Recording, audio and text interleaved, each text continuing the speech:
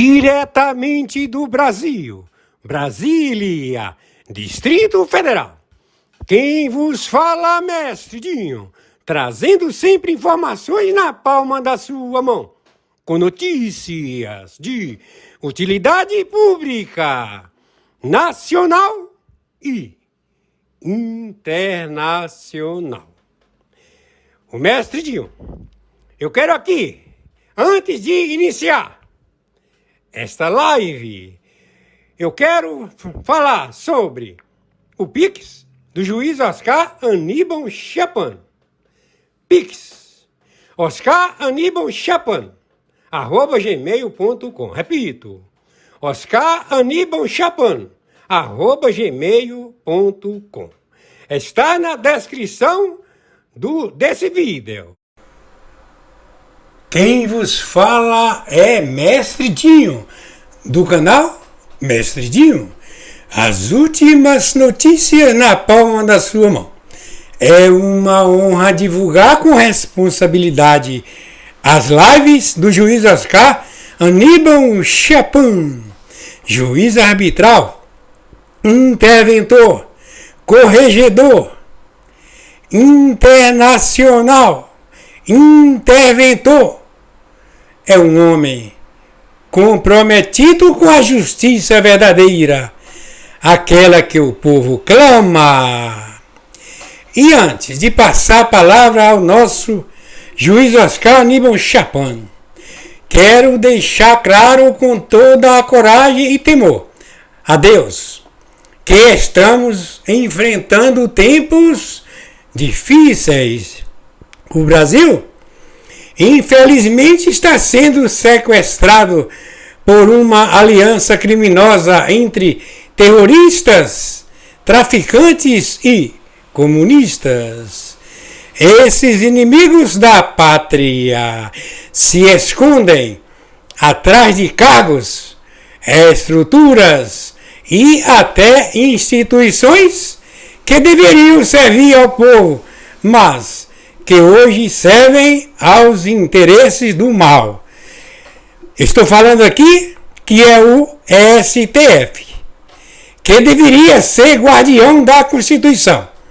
Parece mais preocupado em silenciar o povo do que em fazer justiça. Não podemos mais aceitar que quem fala a verdade seja tratado como criminoso, enquanto os verdadeiros bandidos continuam soltos, mandando e desmandando. Mas há esperança, porque Deus é justo e a justiça de verdade vai prevalecer. E é por isso que damos espaço aqui para o juiz Oscar Aníbal Chapan, que vem com a verdade, com provas, com autoridade e com respaldo internacional. Falar diretamente ao povo brasileiro. Portanto, meus amigos e amigas patriotas, fique conosco, compartilhe e que Deus abençoe o Brasil. Liberdade, justiça e verdade sempre. Atenção, meus amigos e minhas amigas. Nesse momento, vamos assistir a live do juiz Oscar Aníbal Chapan, a voz da verdade a seguir. De prisão preventiva dele. Muito bom dia, muito bom dia. Hoje, dia 9 de abril de 2025, horário 13h06. Ubiratã,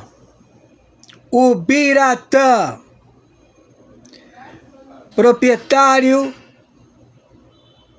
do Comando da Capital Empresas de ônibus, se apresentou na delegacia. Ele estava foragido. Ele está com queima de arquivo. Então o Biratã, conjuntamente com o contador do Lula, contador das Farc, contador do LN, contador do PSOL, contador do Comando da Capital, eles estão já fazendo as suas delações, porque eles estão como queima de arquivo também. O Alcolumbre, ele também está na delação Play Barganha. Eles estão entregando imediatamente todos os seus líderes, porque eles pretendem entrar em fuga. Temos já o Comando Sombra na captura, na extração, conjuntamente com o senhor Eric, lá na CELAC. Eles estão lá, a captura do narcotraficante, que ele se identifica como Luiz Inácio Lula da Silva. Também temos a captura do Alckmin, que ele também é narcotraficante terrorista procurado mundialmente. Toda esta organização criminosa do Charmuta, do Haram, do Ayatollah Khamenei, conjuntamente com os líderes do comando do Estado Islâmico, do Hamas, do Hezbollah, que se encontram no território da República Federativa do Brasil, já identificados. Eles estão se locomovendo. Temos o satélite e todos os grupos para o seu abate e extração.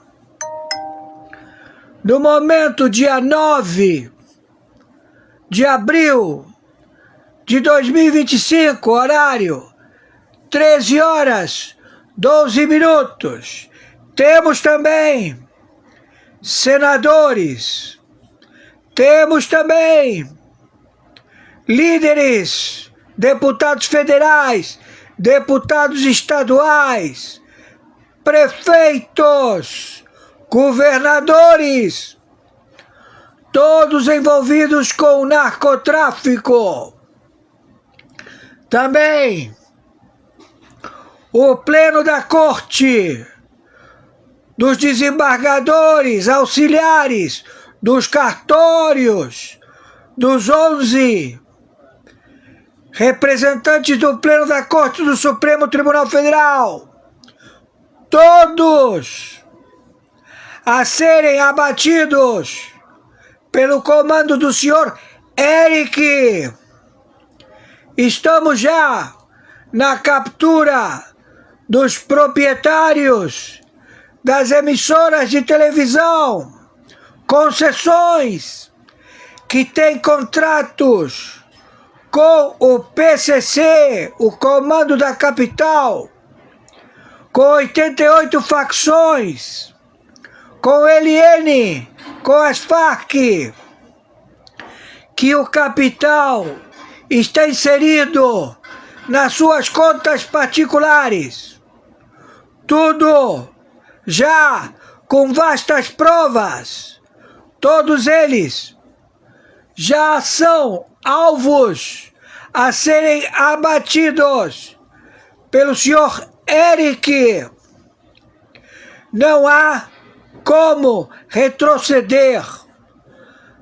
Temos um posicionamento imediato, porque não há tempo já da tomada de decisão em que hoje tem que ser colocado todos os sequestrados que são objeto desta estica-espuxa do Supremo Tribunal Federal, apócrifo, filhos da puta, terroristas, todos já com prêmio, estão sendo alcançados vários foragidos. Vamos já imediatamente, horário 13 horas 15 minutos do dia 9 de abril de 2025. Estamos já com todas as capturas de todos os envolvidos. São 11.000 num total de 79.000 a serem capturados pela Interpol ou abatidos pelo Regulamento Internacional contra o narcoterror, que está estabelecido em 26 estados e no Distrito Federal, todos já identificados. As fronteiras estão sendo cerceadas, monitoradas para o empenho da extração destes elementos terroristas. Ninguém entra, ninguém sai. Estamos posicionados.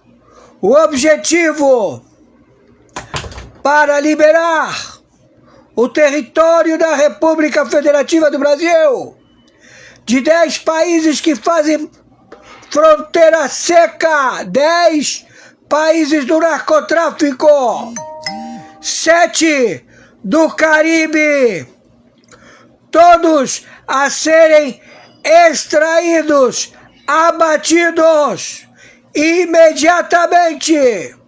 Já está posicionada a captura e o embate em toda a Europa, em toda a Turquia, em toda a Rússia, em toda a China, em todos os que querem abrigar terroristas, narcotraficantes, que quiseram se impor no crime do clube, da ONU, dos funcionários públicos que já estão com os laudos e tem que divulgar imediatamente.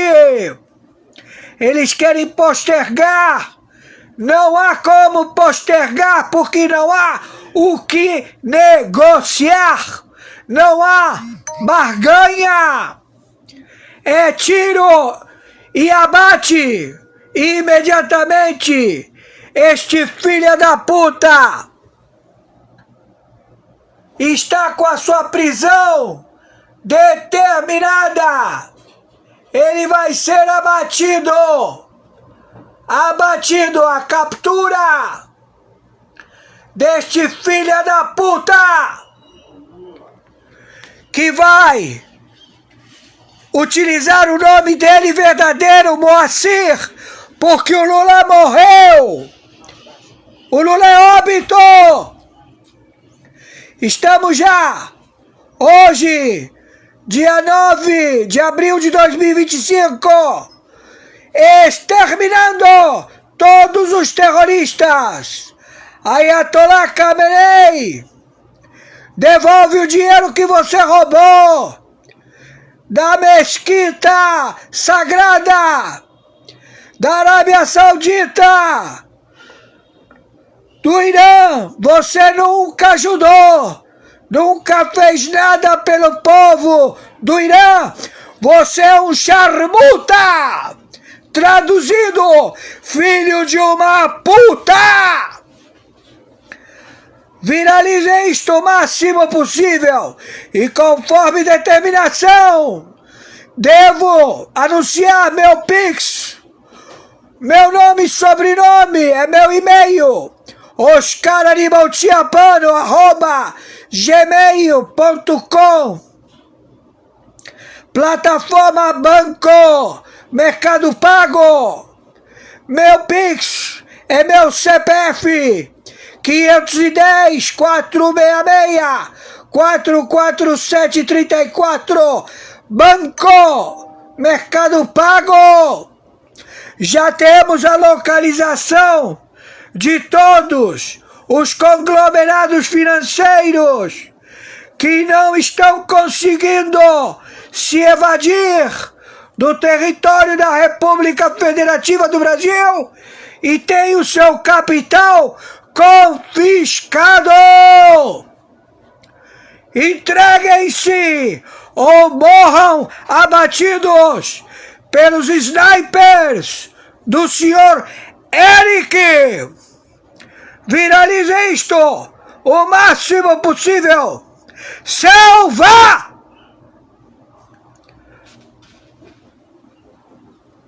Yes, sir!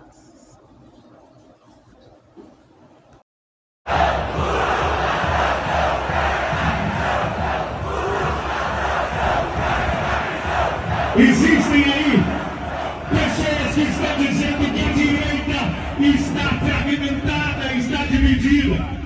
Isso não é verdade. Nós temos um grande líder. Silencio bajo tierra, misiles listos. El periódico Tehran Times informó que Irán mantiene sus misiles listos para el lanzamiento de múltiples ciudades subterráneas. Las Fuerzas Armadas aseguran que los lanzadores están cargados y en posición. Se trata de una advertencia en medio de crecientes tensiones regionales. El mensaje busca disuadir cualquier agresión externa. En la oscuridad del subsuelo se cultiva el miedo. La guerra de hoy se prepara bajo tierra, pero se libra en los cielos. Quien ve primero dispara último. La paz es un respiro entre silos armados.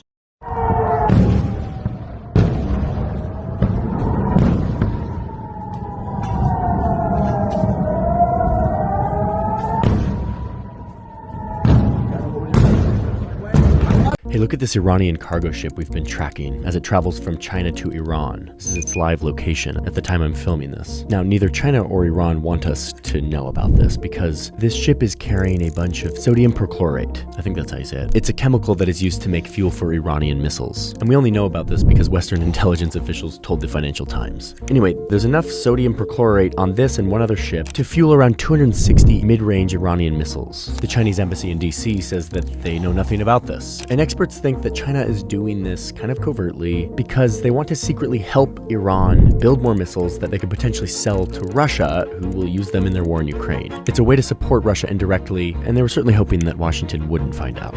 I'm going to keep watching this vessel as it travels along the coast, and I'll keep you updated. Make sure to subscribe. Emmanuel Macron pediu às empresas francesas que suspendam seus investimentos nos Estados Unidos devido às tarifas impostas por Donald Trump. Durante uma reunião com líderes empresariais e membros do governo, o presidente francês classificou a tarifa de 20% sobre produtos europeus como brutal e infundada e alertou para seus impactos negativos na economia americana e europeia. Ele defendeu a unidade europeia e propôs que a Europa deva responder indústria por indústria.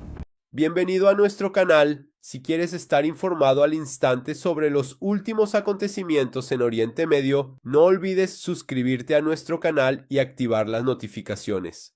Además, si te gustan nuestros vídeos, puedes hacernos una donación pulsando el botón Super Gracias. Tras los impactantes efectos de los ataques estadounidenses, en Yemen ha comenzado a desarrollarse una cadena de acontecimientos inesperados y sorprendentes. Las operaciones militares a gran escala lanzadas por Estados Unidos en represalia por los atrevidos y provocadores ataques de los Houthis contra objetivos estadounidenses en el Mar Rojo han sacudido profundamente el ya frágil tejido social y político de Yemen. Estas operaciones no solo han tenido como objetivo las bases y arsenales militares controlados por los Houthis, sino que también han supuesto un punto de ruptura en la paciencia del pueblo yemení, que lleva años luchando por sobrevivir en las garras del conflicto, el hambre y la pobreza.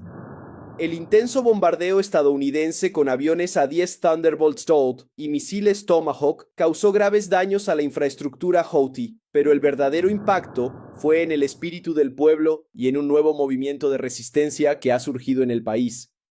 El ataque de los Houthis a buques estadounidenses con misiles balísticos y aviones no tripulados, desarrollado con apoyo iraní, situó a Yemen en el centro de un conflicto internacional. Sin embargo, esta audaz maniobra provocó una reacción inesperada. En todo Yemen, especialmente en el sur y el este, donde el control Houthi es débil, la gente de a pie se echó a la calle, utilizando cualquier arma que tuvieran a mano.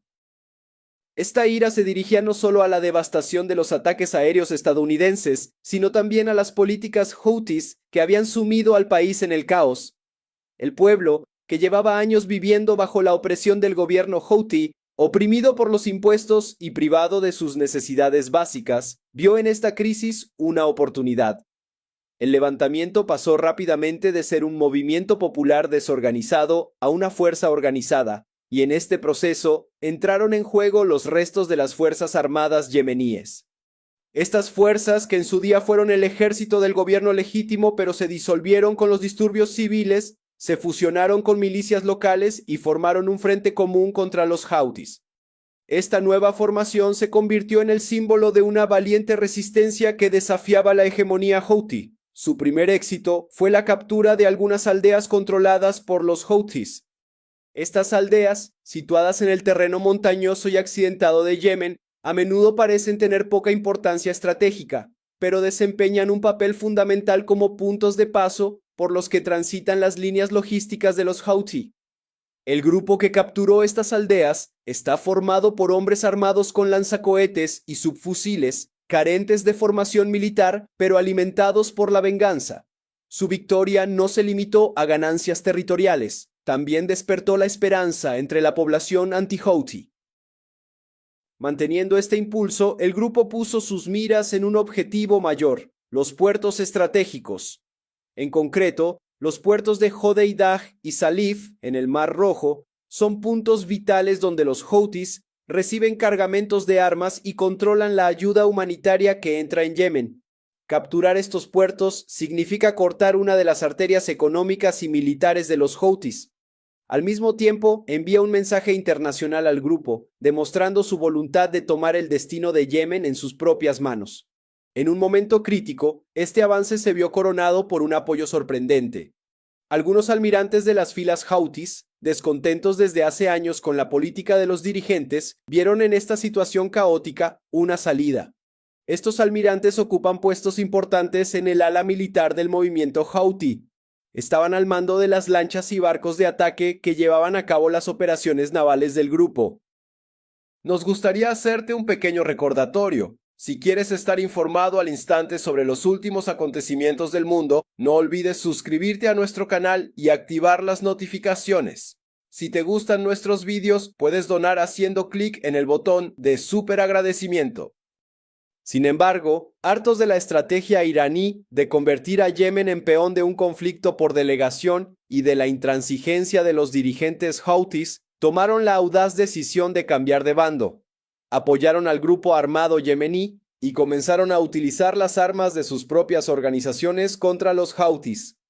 Esta rebelión interna supuso un inesperado y duro golpe para los Houthi, ya que estos almirantes debilitaron al grupo no solo con sus conocimientos y experiencia, sino también con sus acciones concretas.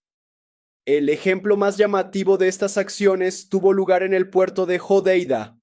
Hodeidah, uno de los puntos más estratégicos del Mar Rojo, en la costa occidental de Yemen, está considerado el centro del poder naval de los Houthis.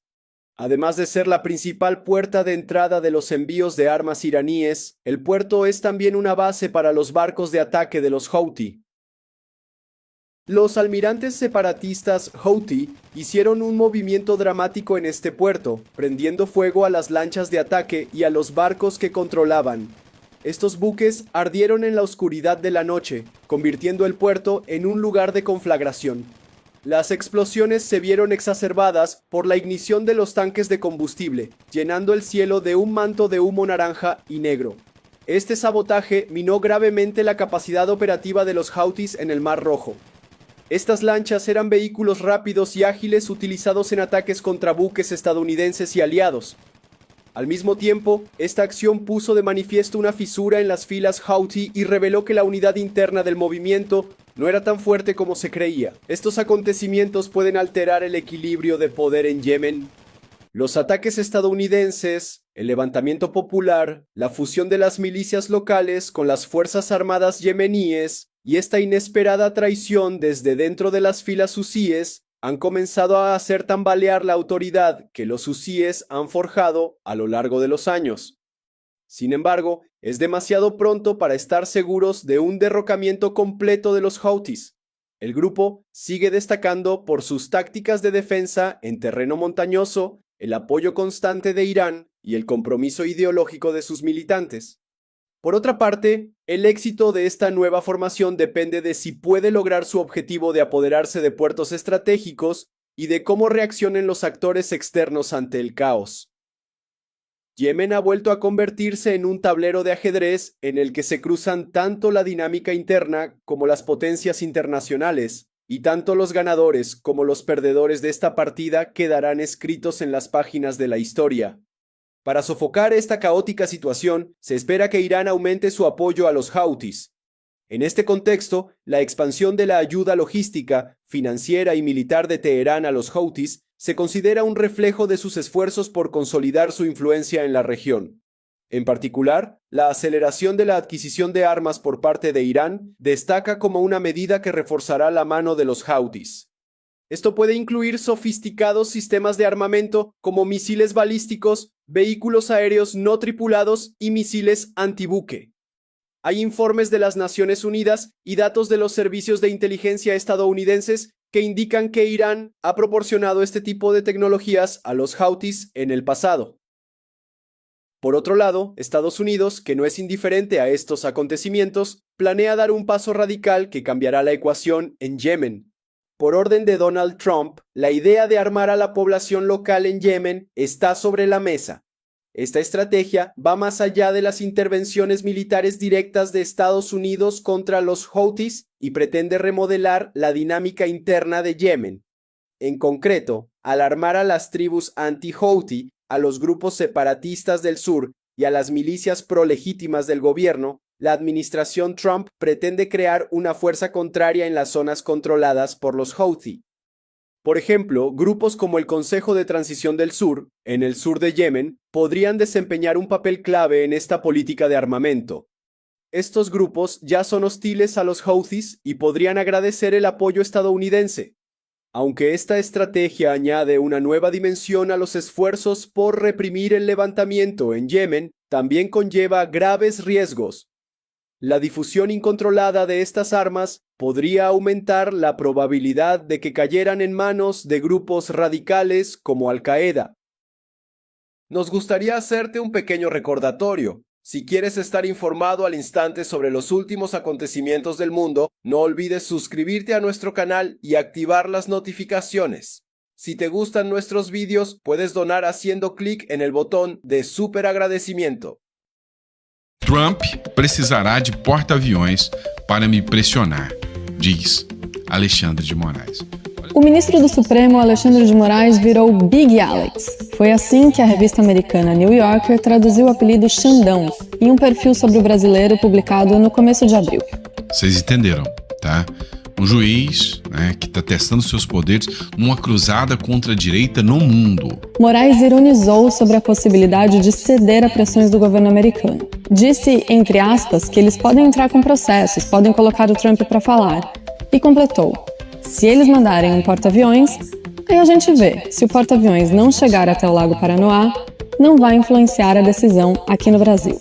As declarações recentes de Alexandre de Moraes trouxeram uma série de questões. Insinuar que um porta-aviões no Lago Paranoá seria necessário para intimidá-lo, além de abordar de forma direta a elegibilidade E a Procuradoria-Geral da Fazenda Nacional, responsável por fiscalizar e arrecadar tributos, tenta receber na Justiça 18 milhões de reais de Lula e de empresas dele por impostos possivelmente não pagos.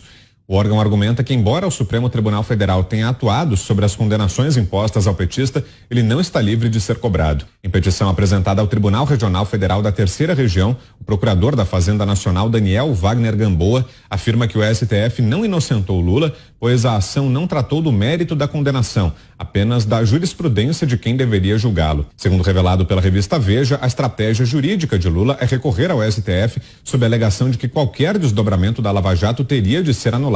Lula tenta há 4 anos derrubar na Justiça a ação de cobrança de impostos. Ele perdeu a causa em primeira instância e recorreu ao TRF3, onde também foi derrotado. Ele apresentou um capital acima do que foi declarado, do que teria condições de ganhar os salários.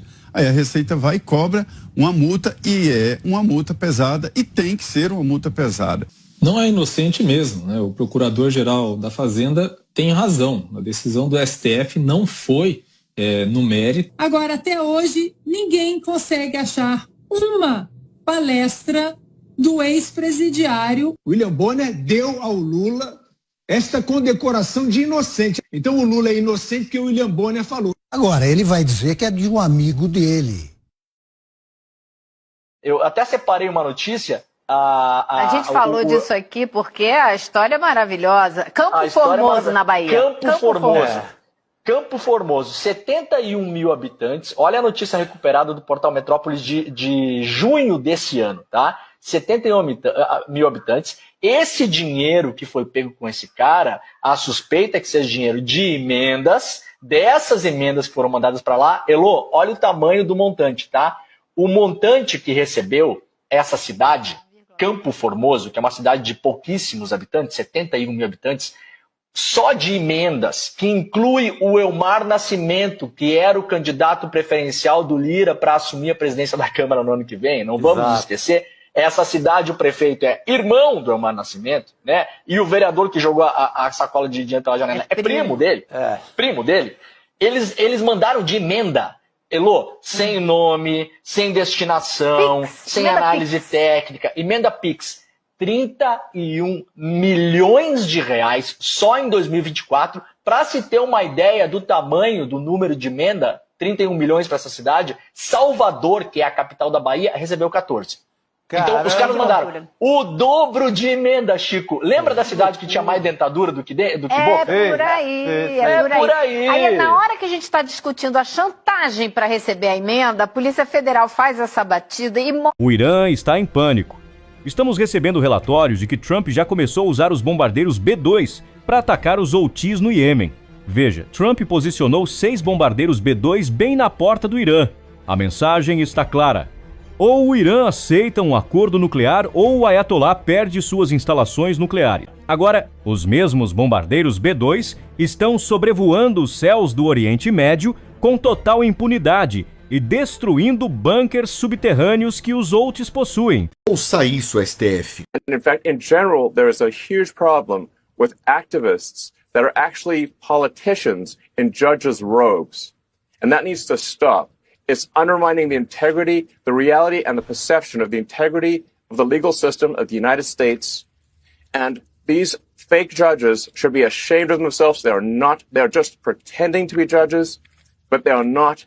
They're making the law instead of implementing the law. Não tem nada mais antidemocrático do que um tribunal, do que um judiciário com militância política. Há muito tempo, os Estados Unidos têm um grande problema com o Irã, alguns dos quais datam de 5 décadas.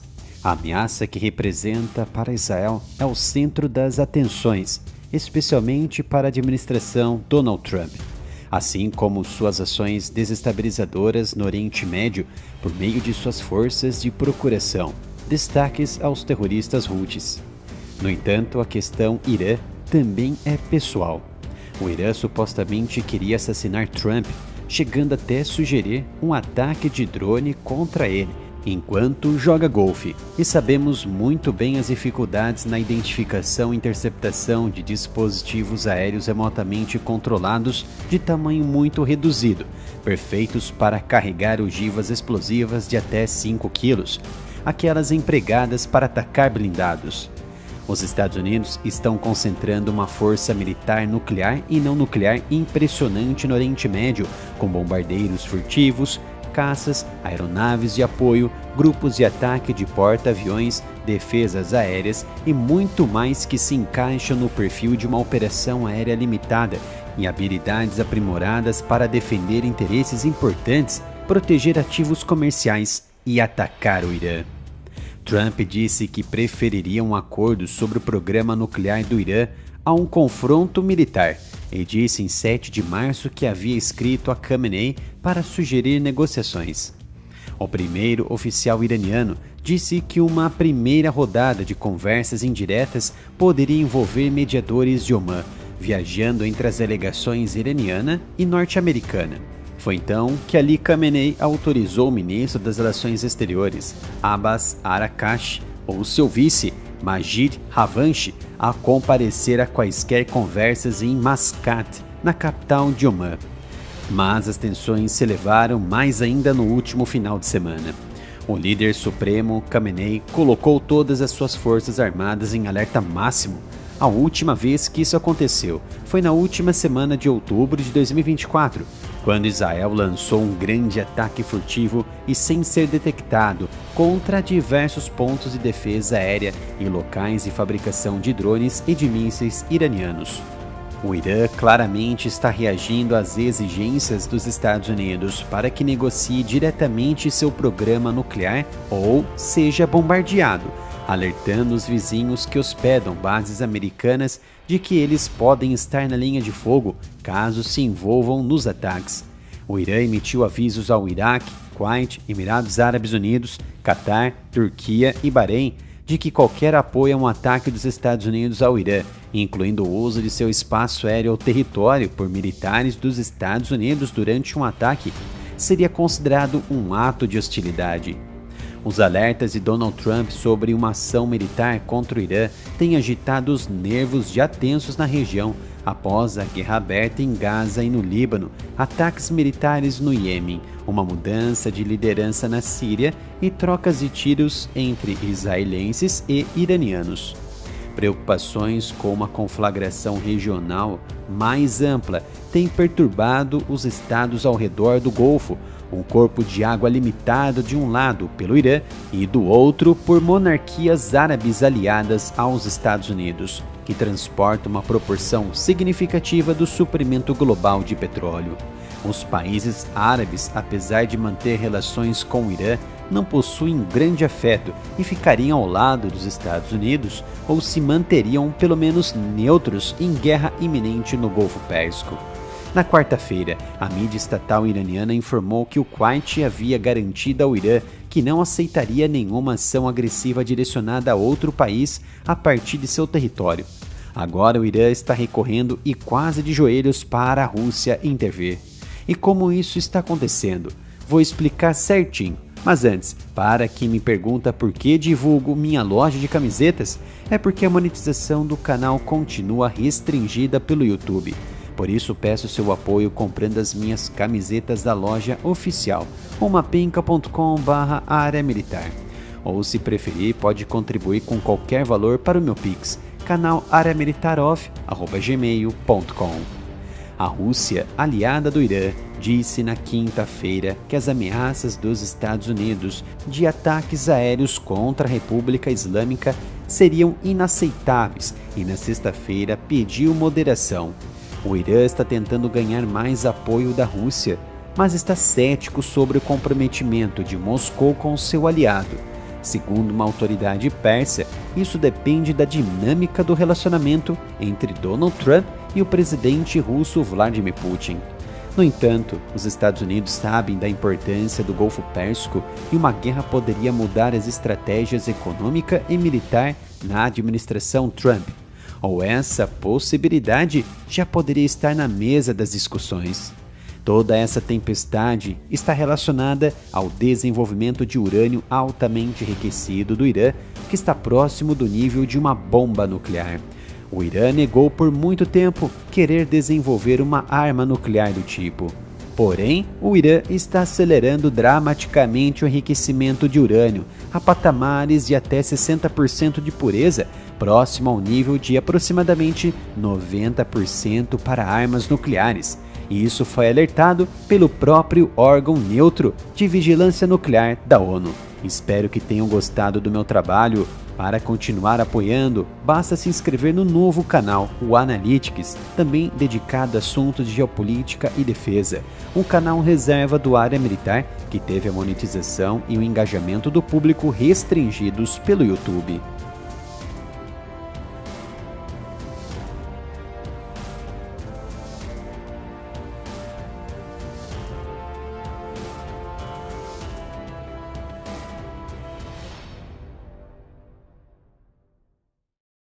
John, esses são os ataques aéreos mais significativos desde que Trump voltou à Casa Branca e a primeira vez que jatos dos Estados Unidos da América atingiram rebeldes Houthi apoiados pelo Irã.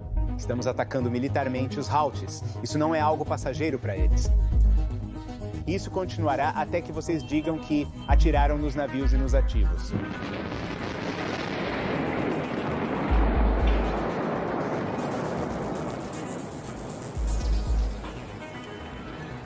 Como o secretário de Defesa previu, os ataques contra os Houthis só continuaram nas últimas semanas.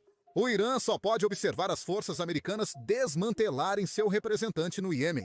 Nas últimas 2 semanas, o United States Ship Harry S. Truman atacou diariamente os Houthis em resposta a seus ataques contra navios americanos. Esses ataques eliminaram muitos comandantes Houthi e depósitos de armas que o Irã gastou bilhões para construir. Isso nunca deveria ter acontecido.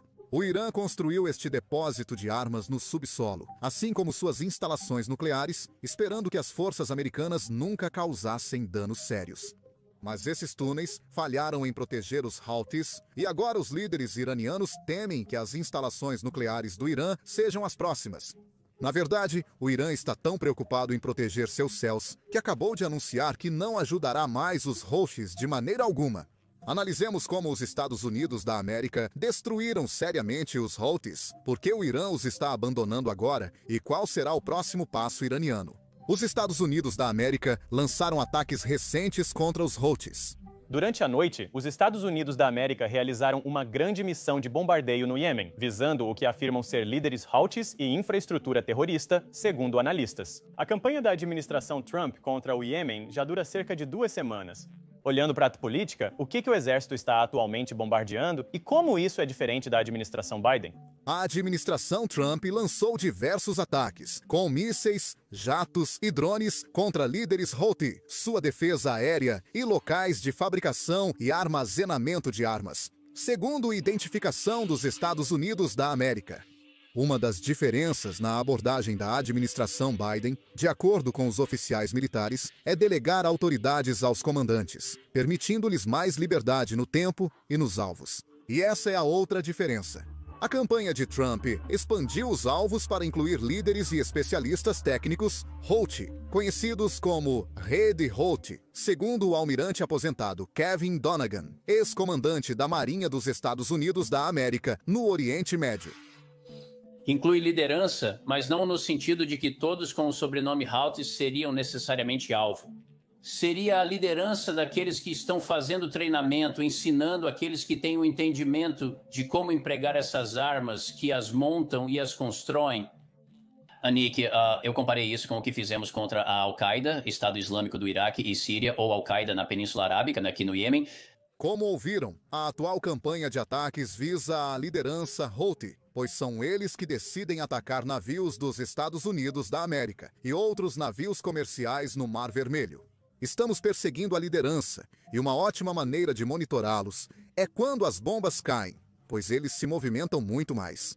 Então, estamos coletando muito mais informações sobre onde realizar os futuros ataques.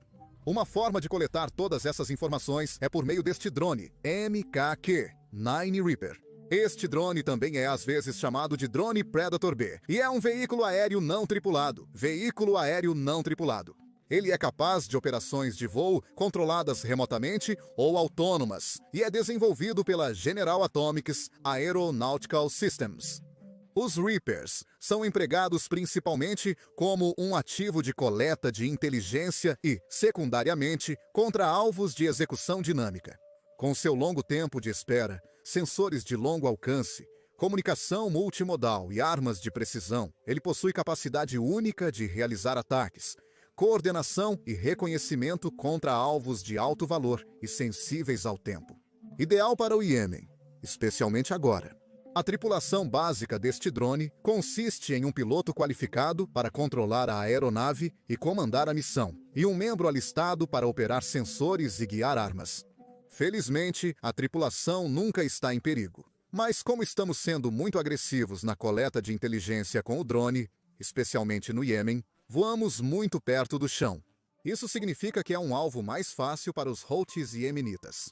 Apenas ontem, recebemos outro relatório de Houthis derrubando mais um drone MQ-9 Reaper. Houthis derrubam o terceiro drone MQ-9 Reaper desde 3 de março. O segundo, desde o início da campanha de ataques aéreos em 15 de março. Um drone MQ-9 Reaper dos Estados Unidos da América foi derrubado pelos Houthis no Iêmen, segundo fontes da Fox News. Houthis abateram o terceiro drone MQ-9 Reaper no último mês. Este é o segundo drone abatido sobre o Iêmen, desde que o Comando Central dos Estados Unidos da América iniciou ataques diários contra os Houthis em 15 de março. Apesar de 20 dias consecutivos de bombardeios pelo exército americano, os Houthis seguem disparando mísseis. O primeiro drone, MQ-9, foi abatido em 3 de março. Depois, a Casa Branca atacou os Houthis por via aérea. O segundo MQ-9 foi abatido na segunda-feira e o terceiro hoje. Durante a noite, os Houthis disseram que os Estados Unidos da América realizaram 36 ataques aéreos no Iêmen. Segundo o Serviço de Pesquisa do Congresso, cada drone MQ-9 custa cerca de 30 milhões. Os Houthis derrubaram pelo menos 13 drones americanos desde o início do conflito entre Israel e Hamas em outubro de 2023. Uma fonte familiar disse que poderiam ser até 17 Reapers, que eles derrubaram desde outubro de 2023. A demanda por drones Reaper está em nível recorde, com comandantes militares dos Estados Unidos da América frequentemente informados de que a quantidade é insuficiente para seus comandos de combate. A perda de 13 ou mais Reapers MQ-9 soma cerca de $500 bilhão.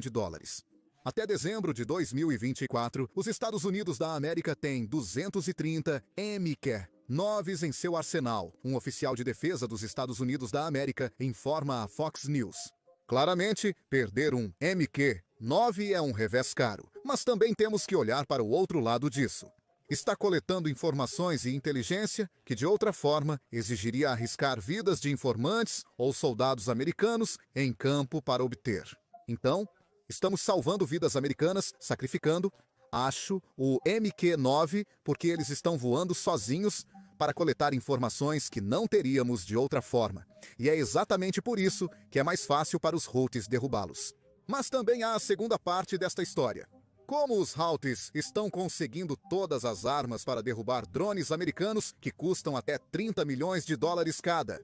Bem, é aí que a história fica ainda mais interessante. E a Rússia entra em cena por quê? Por que não? A Rússia está envolvida em tudo. A análise correta dos Houthis, derrubando vários drones MQ-9 Reaper, é que os Houthis têm um equipamento de alta qualidade bastante sério. Fizemos uma análise completa de todas as armas que os Houthis possuem. Se você ainda não viu, recomendo fortemente que confira. Mas eu divago. Voltemos ao tweet. A maior questão é de onde eles conseguiram esse kit e a resposta é Rússia e Irã. Isso é algo que estamos gritando desde o dia 7 de outubro de 2023. A Rússia tem se envolvido no Oriente Médio, auxiliando grupos terroristas desde o começo. Muitos desconhecem que, um dia após os ataques do Hamas em 7 de outubro, sua liderança foi a Moscou e se reuniu com ninguém menos que Vladimir Putin. É assim que a Rússia está envolvida com o Hamas, com o Irã, com os Houthis e com o Hezbollah. Na verdade, vemos armas russas por todo o Oriente Médio, não nas mãos dos mocinhos, mas dos vilões. Então, o que isso significa? Ajudar a Ucrânia a derrotar a Rússia na guerra significa que os grupos terroristas perderão um grande apoiador. grupos terroristas globais perderão seu fornecedor de armas. Isso é algo que o General Ben Hodges vem destacando em nosso podcast há mais de um ano agora. Aqui está a conversa mais recente que tivemos sobre isso. Trump começou a garantir que os Houthis do Iêmen não ataquem navios comerciais. Você acredita que isso poderia ter sucesso sem enviar tropas americanas para o terreno, dado que os conflitos no Oriente Médio persistem? Sim, eu não sei quais planos o Comando Central dos Estados Unidos da América desenvolveu, nem deveria saber como eles planejariam fazer isso. Eu não sei como eles vão fazer isso. Tentamos a abordagem de ataques com mísseis contra locais conhecidos dos Houthi. Tivemos a Grande Marinha dos Estados Unidos da América e a Marinha Real e outros aliados no Mar Vermelho tentando proteger a navegação, lançando ataques contra os Houthis. Agora, felizmente, mesmo tendo perdido 3 drones MQ-9 Reaper, nossos ataques contra a liderança Houthi têm sido muito bem sucedidos. Porque até mesmo o Irã não acredita que os Houthis possam sobreviver ao bombardeio dos Estados Unidos da América, e o Irã recentemente anunciou que abandonará qualquer apoio aos Houthis. O Telegraph relatou hoje que o Irã está abandonando o apoio aos Houthis devido aos intensos bombardeios dos Estados Unidos da América. O Irã ordenou a retirada do pessoal militar do Iêmen, deixando seus aliados Houthis, enquanto os Estados Unidos da América intensificam ataques aéreos contra o grupo rebelde. Agora, este é o mesmo modo de operação que a Rússia e o Irã têm. A Rússia deixou a Síria na mão quando Assad mais precisava de seu apoio. O Irã não apoiou o Hezbollah quando Israel dizimou sua liderança no ano passado. E agora não apoiará os Houthis enquanto as forças dos Estados Unidos da América eliminam toda a estrutura de comando deles. Segundo o Telegraph, um alto funcionário iraniano afirmou que a medida busca evitar um confronto direto com os Estados Unidos da América caso um soldado iraniano seja morto. O funcionário também disse que o Irã estava reduzindo sua estratégia de apoiar uma rede de proxies regionais, que o Irã gosta de chamar de eixo da resistência, para se concentrar em ameaças diretas dos Estados Unidos. Agora, novamente, há também outra notícia interessante neste artigo. Suspeita-se que um especialista militar russo em Sanaa, capital do Iêmen, esteja orientando os Houthis sobre como realizar ataques, evitando que mirem na Arábia Saudita. Como eu disse, a Rússia está envolvida em tudo. Onde há um vilão, há um russo fornecendo armas e inteligência. Mas voltando ao artigo, é chocante saber que o Irã não acredita que os Houthis possam sobreviver a isso.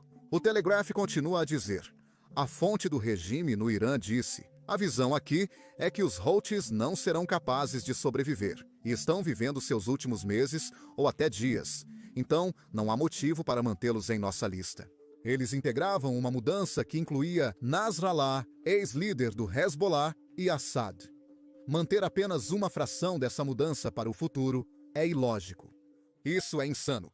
Então, após investir bilhões e bilhões de dólares na última década, talvez até mais, o Irã basicamente está lavando as mãos dos Houthis, dizendo que eles não vão sobreviver, não vale a pena ajudá-los mais. Agora, outra razão pela qual o Irã também está movendo tanto seu equipamento, armas e até comandantes de volta para o país, é porque eles realmente querem se concentrar em proteger as instalações nucleares iranianas de qualquer ataque dos Estados Unidos da América ou de Israel. É por isso que acreditam que precisam de todo o poder de fogo possível. Na última vez que Israel os atacou, em outubro de 2024, eles entraram, destruíram todas as defesas aéreas e voltaram. Esse é o poder dos F-35 dos Estados Unidos da América. Trouxemos o B-2 para entrar, sem sermos detectados, e destruir as instalações nucleares subterrâneas deles. O Irã está muito preocupado porque suas defesas aéreas russas, S-300 e S-400, como mostrado em outubro de 2024, não detectam F-35 e provavelmente não conseguirão detectar bombardeiros, B-2. É por isso que o Irã está trazendo de volta o máximo de poder de fogo possível para se preparar para um eventual ataque. Temos um relatório sobre isso. O Irã segue reforçando suas defesas aéreas, preparando-se para um possível ataque dos Estados Unidos da América ou Israel à sua instalação nuclear. O Irã construiu um novo radar de matriz Qadir na província do Azerbaijão Ocidental, no noroeste do país, nos últimos meses, conforme mostram imagens de satélite comerciais. Um analista de código aberto relatou em 2 de abril que o Irã também construiu recentemente 2 radares Qadir no sul do Irã, perto do Golfo Pérsico e do Estreito de Hormuz. Em outubro de 2024, ataques das Forças de Defesa de Israel danificaram 2 radares no sudoeste do Irã. Um alto oficial militar iraniano disse ao Telegraph em 3 de abril que o Irã está abandonando os Houthis. Nós já cobrimos essa notícia. Essa declaração possivelmente faz parte de uma operação iraniana para tentar ofuscar o papel de liderança do Irã no eixo da resistência e eximi-lo da responsabilidade por ataques de procuração contra os Estados Unidos da América e Israel. Isso pode ser parte da estratégia porque o presidente Trump disse há uma semana que uma bala vinda dos Houthis será vista como uma bala vinda do Irã. Isso implica que a retaliação dos Estados Unidos da América não será direcionada apenas aos Houthis. Eles vão retaliar contra seus procuradores, apoiadores, e isso é o Irã. Isso também é a Rússia, mas infelizmente Trump ainda não comentou sobre o país. De qualquer forma, voltando ao tweet. O Comando Central dos Estados Unidos da América realizou no mínimo 28 ataques, mirando a infraestrutura e liderança dos Houthi em regiões do Iêmen, sob seu controle. O Irã se sente vulnerável desde 2 de abril, temendo um possível ataque iminente. Ou eles têm que negociar um acordo nuclear, ou perderão suas instalações nucleares. E não somos apenas nós que estamos dizendo isso. Até o presidente Trump disse isso hoje. Vamos assistir. Acho que é melhor se tivermos conversas diretas. Acho que vai mais rápido e você entende muito melhor o outro lado do que se passar por intermediários. Eles queriam usar intermediários. Não creio que isso seja mais necessariamente verdade. Acho que eles estão preocupados. Acho que eles se sentem vulneráveis e eu não quero que eles se sintam assim. E acho que eles querem encontrar o Irã. Eles estão falando sobre o Irã.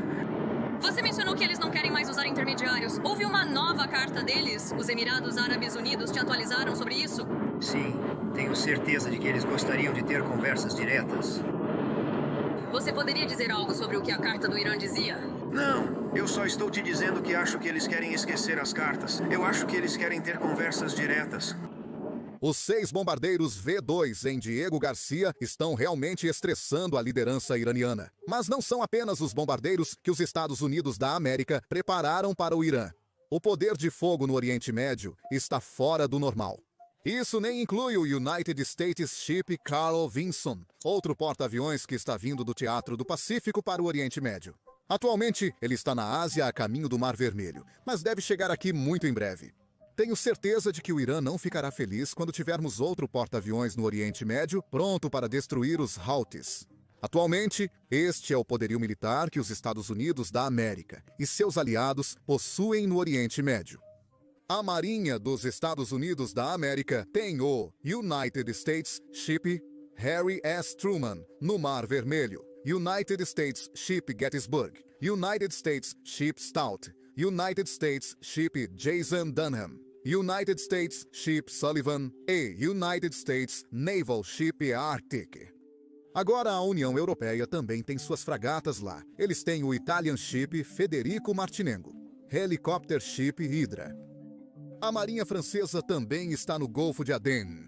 Eles têm o French Ship Charles de Gaulle, French Ship Forbin, French Ship Alsace, French Ship Provence e French Ship Jacques Chevalier. Agora, essa última parte também é importante. Há alguma presença da Marinha Russa no Oceano Índico, do lado de Chennai. Então, é como no outro lado da Índia, em comparação com Diego Garcia. Isso é R. French Ship Hesky, R. French Ship Alder, Russian Navy Ship Bengia. Aponto a Marinha Russa, devido a algumas declarações interessantes vindas da Rússia hoje. Tenho certeza de que a Rússia não é tão estúpida a ponto de provocar uma briga com os Estados Unidos, mas nunca se sabe. 72 anos, acreditou que tomaria Kiev em 3 dias. Talvez pense que pode enfrentar os Estados Unidos da América. Rússia alerta sobre consequências catastróficas após Trump ameaçar bombardear o Irã. Moscou condenou o aviso de Trump para bombardear o Irã se ele recusar um novo acordo nuclear, chamando-o de ultimato inaceitável. O vice-ministro das Relações Exteriores, Sergei Ryabkov, disse que os ataques dos Estados Unidos da América à infraestrutura nuclear do Irã desestabilizariam toda a região e instou Washington a desescalar. Todos nós sabemos qual é a mensagem de Trump. Sem acordo significa ações futuras. Agora parece que os dias dos Houthis estão contados, pelo menos de acordo com os sinais vindos do Irã.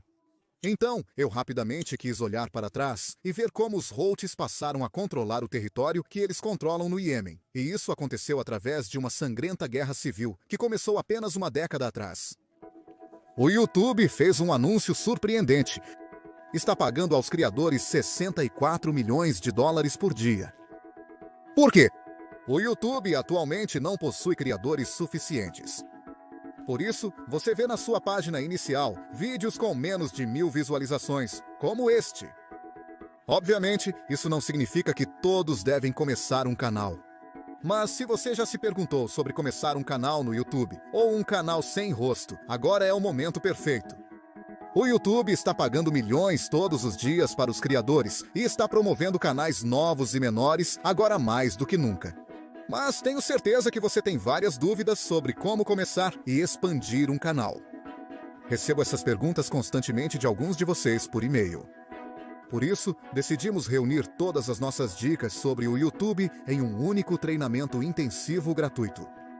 Se você quer criar um canal no YouTube, inscreva-se neste treinamento intensivo clicando no link na descrição ou escaneando o Quick Response Code na tela. Este treinamento intensivo é como uma chamada Zoom, limitado a 100 pessoas por vez. Inscreva-se antes que fique cheio. Agora, de volta ao vídeo. Aqui está o segmento que fizemos há alguns meses sobre a Guerra Civil. O Iêmen já era um estado falido antes mesmo da Guerra Civil de 2014. Em 2011, Ali Abdullah Saleh era o corrupto presidente do Iêmen há mais de 30 anos. Um relatório da Organização das Nações Unidas disse que ele roubou até 60 bilhões de dólares durante seu reinado. Enquanto isso, muitos iemenitas empobreciam e passavam fome. Não surpreende que muitos iemenitas estivessem insatisfeitos com seu presidente. Em 2011, após os protestos da Primavera Árabe em vários países do Oriente Médio, iniciou-se a Revolução Iemenita. O que começou como protestos contra o governo logo se transformou em uma guerra total entre os leais a Saleh e a oposição. Manifestantes pacíficos morreram durante confrontos entre tribos, milícias e forças governamentais nas ruas. Em junho, o presidente Saleh quase foi morto em uma tentativa de assassinato no Palácio Presidencial. Saleh provavelmente percebeu que havia perdido o apoio popular, então concordou em transferir o poder para seu vice, Hadi, em 2012. Muitos iemenitas ainda não estavam felizes, no entanto. Hadi ganhou a chamada eleição, na qual ele era o único candidato. E é fácil vencer sendo o único candidato? A situação escalou novamente em 2014, quando o presidente Hadi decidiu cortar os subsídios de combustível. Os Houthis, uma milícia no norte do Iêmen, decidiram tomar a capital Sanaa. A guerra civil havia começado. Os Houthis fundaram o Conselho Político Supremo e começaram a lutar contra o governo oficialmente reconhecido de Hadi. O interessante é isso. Muitos países, como os Estados Unidos da América e a Arábia Saudita, veem os Houthis como representantes do Irã. As evidências apontam para o Irã dando apoio militar direto ao grupo. Os Houthis seguem o Islã xiita, assim como o Irã. O líder supremo do Irã anunciou seu apoio espiritual aos Houthis, mas nega qualquer envolvimento militar no conflito. Contudo, o presidente Hadi não crê nisso. Ele disse que iria novamente hastear a bandeira do Iêmen em Sanaa em vez da bandeira iraniana. Infelizmente para o presidente, os Houthis não foram os únicos que queriam que Hadi fosse embora. O ex-presidente Saleh criticou e denunciou Hadi e os Houthis, desejando sua renúncia ao poder. Separatistas do sul do Iêmen, buscando independência, aproveitaram para se juntar à luta. O movimento do sul, vagamente aliado ao governo de Hadi para defender o sul dos Houthis, criou o Conselho de Transição do Sul. Este assumiu o controle de províncias antes pertencentes ao governo de Hadi, desagradando o presidente. Os grupos terroristas Al-Qaeda na Península Arábica e Estado Islâmico aproveitaram a instabilidade no Iêmen para aumentar sua influência. O governo de Hadi havia perdido o controle sobre o poder, e o país estava em pedaços. Se você não está mais acompanhando isso com todos os diferentes grupos e organizações envolvidos, apenas entenda este ponto. O Iêmen se tornou uma completa bagunça em questão de meses.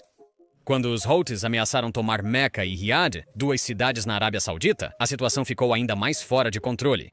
Um dia após o anúncio ousado, a Arábia Saudita interveio no Iêmen com uma coalizão de outros 9 países. Isso inclui Emirados Árabes Unidos, Egito, Catar e Sudão. Basicamente, todos os amigos da Arábia Saudita se juntaram à luta. A coalizão apoiou o governo de Hadi e o Movimento do Sul em sua luta contra os Houthis. A coalizão saudita mobilizou milhares de tropas e lançou enormes ataques aéreos. Curiosamente, Estados Unidos da América, Reino Unido e França apoiam a coalizão saudita no Iêmen com massivas vendas de armas. Muitos dos jatos de combate, drones e bombas vêm de países ocidentais, aliados da Arábia Saudita por serem inimigos do Irã. Os inimigos dos seus inimigos parecem ser seus amigos, porém essas vendas de armas geram muita controvérsia. A Arábia Saudita e sua coalizão usaram essas armas repetidamente contra civis. Eles usam ataques conhecidos como duplo toque. Primeiro, eles atacam bases militares e depois bombardeiam os civis que vêm ao resgate para ajudar. Por causa dessas táticas, o que começou como uma insurgência Houthi se transformou em um dos conflitos mais sujos do mundo. Adicione a isso um sistema de saúde falho, desnutrição generalizada e água potável insalubre, e o caos está completo. No início de 2022, a guerra havia custado direta e indiretamente cerca de 377 mil vidas no Iêmen, e o país ainda está despedaçado. Como você pode ver neste mapa, ainda há 3 principais campos lutando pelo controle. O norte e a capital Sanaa permanecem sob controle dos Houthis, provavelmente apoiados pelo Irã. O sul é controlado pelo Movimento do Sul, aliado à coalizão saudita, enquanto o restante do país é controlado pelo governo oficial do Iêmen, apoiado pelos sauditas. Olá pessoal, tudo bem com vocês? Sejam bem-vindos a mais um vídeo do canal Militar Global. E se Brasil e Venezuela entrassem em confronto direto na fronteira? Brasil e Venezuela, 2 países sul-americanos com histórias, culturas e trajetórias distintas. Um deles, uma potência regional com vasto território, economia diversificada e grandes ambições. O outro, um país com enormes reservas de petróleo, uma localização geoestratégica e uma história recente marcada por instabilidade. Mas o que aconteceria se essas 2 potências partissem para o confronto? Quem teria mais chances de vencer uma guerra? Se você é apaixonado por assuntos militares e quer se manter atualizado sobre os principais acontecimentos, não esqueça de apoiar o canal. Seu suporte é fundamental para continuarmos trazendo conteúdos exclusivos e mantendo você informado sobre os desenvolvimentos mais recentes do mundo do militarismo. Juntos, podemos explorar ainda mais as estratégias e os bastidores que movem nosso tempo. E lembre-se, ative o sino de notificações para receber o próximo vídeo. Agora, vamos voltar ao tema. Hoje, vamos mergulhar em um exercício geopolítico e estratégico. Vamos analisar cenários, comparar forças e entender os fatores que poderiam influenciar um confronto hipotético entre Brasil e Venezuela. Este vídeo é uma análise especulativa, imparcial e educativa. Não representa desejo de conflito nem torcida por qualquer lado. Nosso objetivo é entender as engrenagens do poder e da guerra no século XXI. A geografia é um dos principais fatores em qualquer guerra. E, nesse caso, ela coloca vantagens e desvantagens para ambos os lados. O Brasil é um gigante. Com mais de 8,5 milhões de quilômetros quadrados, possui fronteiras com praticamente todos os países da América do Sul, inclusive a Venezuela. No entanto, essa imensidão territorial também significa desafios logísticos. Levar tropas e equipamentos do centro do país até a fronteira norte pode levar semanas e exigir uma logística de guerra extremamente complexa. Já a Venezuela é bem menor, com cerca de 916 mil quilômetros quadrados. Sua vantagem está na proximidade com a fronteira brasileira e no terreno acidentado da região, que favorece a defesa. A selva, o relevo montanhoso e os rios da fronteira norte dificultam a mobilidade de tropas e blindados, o que favorece quem está se defendendo. Vamos comparar os números e a estrutura militar dos 2 países. O Brasil possui cerca de 360 mil militares ativos, além de uma força de reserva com mais de 1 milhão. Seu orçamento militar gira em torno de 20 bilhões de dólares por ano. Possui um exército relativamente moderno, com foco em mobilidade e operações na selva. Conta com cerca de 470 blindados de combate, mais de 100 helicópteros militares, uma aviação de caça com caças Gripen, em aquisição, e uma marinha com capacidade de projeção limitada, mas funcional. A Venezuela, por outro lado, tem cerca de 130 mil militares ativos, e sua força de reserva gira em torno de 300 mil civis organizados sob a Guarda Nacional Bolivariana. Seu orçamento militar, embora turbinado pela venda de petróleo nos anos 2000, hoje incerto, mas estima-se que esteja abaixo de 5 bilhões de dólares anuais. Contudo, a Venezuela possui um dos arsenais mais modernos da América do Sul em termos de armamento pesado, graças às compras feitas da Rússia e da China na década passada. Isso inclui caças Sukhoi Su-30 Mk2, tanques T-72, sistemas antiaéreos S-300 e mísseis terra-ar portáteis. Isso faz com que, em termos de defesa aérea e capacidade de dissuasão, a Venezuela esteja melhor equipada, no papel. O problema da Venezuela está na manutenção desses equipamentos, no treinamento contínuo das tropas e na moral das forças armadas, que têm sido usadas mais para controle interno do que para defesa externa. Guerra custa caro, muito caro, e quem sustenta uma guerra não é o exército, é a economia. O Brasil tem a maior economia da América Latina, com PIB de mais de 2 trilhões de dólares. Apesar dos desafios econômicos internos, o país possui uma base industrial sólida, capacidade de produção interna de armas leves, veículos militares e, mais importante, uma logística bem estruturada. Em caso de guerra, o Brasil teria condições de sustentar uma campanha militar prolongada. Já a Venezuela enfrenta uma das piores crises econômicas do século XXI. Sua hiperinflação, colapso produtivo e dependência quase exclusiva da exportação de petróleo limitam sua capacidade de sustentar uma guerra prolongada. Embora ainda possua reservas significativas de petróleo, a indústria está debilitada e depende fortemente de assistência externa para operar. Em uma guerra moderna, alianças fazem toda a diferença.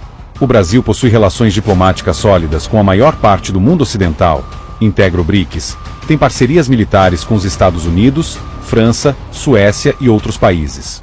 Apesar de não ser membro da OTAN, o Brasil é um aliado estratégico dos Estados Unidos fora da OTAN, o que poderia facilitar o recebimento de inteligência, equipamentos e apoio logístico. A Venezuela, por sua vez, tem laços históricos com Rússia, China, Irã e Cuba. Em um cenário de conflito, poderia buscar apoio desses países. No entanto, o grau de comprometimento real dessas potências em uma guerra na América do Sul é altamente duvidoso. Seria improvável que arriscassem um confronto direto com os Estados Unidos ou se envolvessem profundamente em um conflito de escala limitada. A Venezuela teria vantagem defensiva, com seu terreno difícil e tropas acostumadas à região. Poderia infligir baixas ao Brasil e prolongar o conflito com guerrilhas e táticas assimétricas. O Brasil, embora superior em capacidade logística, enfrentaria dificuldades em avançar rapidamente, sobretudo sem apoio local e com obstáculos naturais e humanos. O Brasil levaria vantagem. Sua economia permitiria uma mobilização militar muito mais robusta.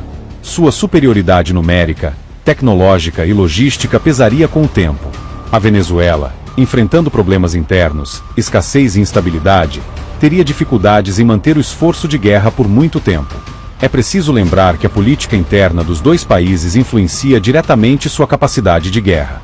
O Brasil, mesmo com suas crises políticas, é uma democracia institucionalmente estável, com alternância de poder e comando civil sobre os militares. A Venezuela vive sob um regime autoritário, com um exército altamente politizado. Embora isso possa garantir lealdade ao governo no curto prazo, também gera tensões internas, insatisfação popular e riscos de insubordinação em uma guerra prolongada. Se fosse uma guerra rápida, localizada, defensiva, a Venezuela poderia resistir com sucesso, especialmente se aproveitasse o terreno e seus sistemas de defesa aérea. Mas se o conflito se arrastasse por meses, exigindo mobilização nacional, produção bélica e logística contínua, o Brasil teria uma vantagem esmagadora. No fim das contas, talvez a pergunta mais importante não seja quem venceria, mas sim, vale a pena? Em um mundo cada vez mais interconectado, guerras entre vizinhos trazem consequências profundas, duradouras e imprevisíveis. E, muitas vezes, mesmo quem vence, perde. Curtiu? Deixa o like e se inscreve no canal. Qual tema você quer ver no próximo vídeo? Comenta aí. Tamo junto. Até a próxima.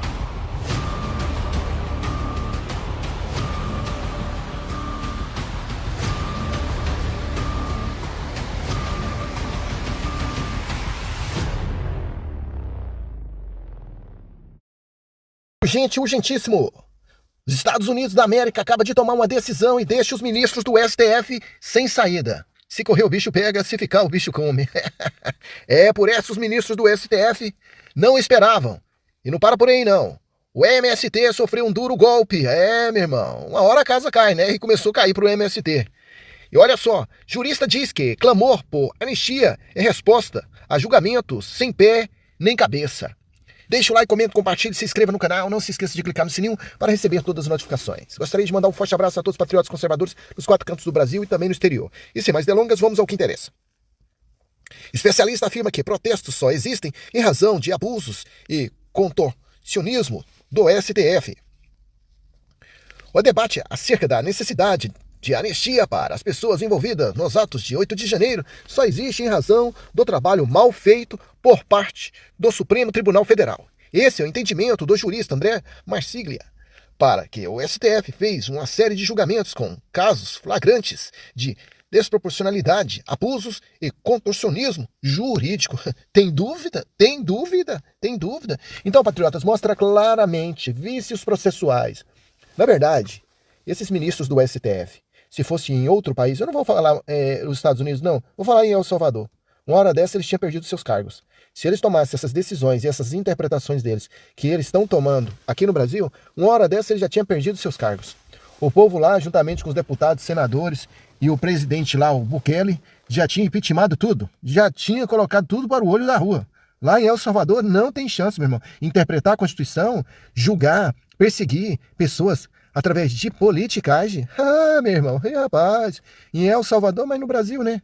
O Brasil é o Porsche mijando no cachorro, tudo acontece, tudo acontece. Só para vocês terem uma ideia, a coisa tá tão feia no Brasil, que quando o Lula estava concorrendo às eleições, apareceu um grupinho lá, né, daqueles funcionários do Correio, né, pão com mortandela, dizendo, Lula lá, faz o L. Pois é, a coisa tá tão feia lá, tá tão feia, que até os planos de saúde estão cortando, né, os benefícios para o pessoal do Correio, porque o Correio não está liberando os pagamentos. Então, o povo, os funcionários do Correio, não tem mais plano de saúde. Mas não para por aí, não.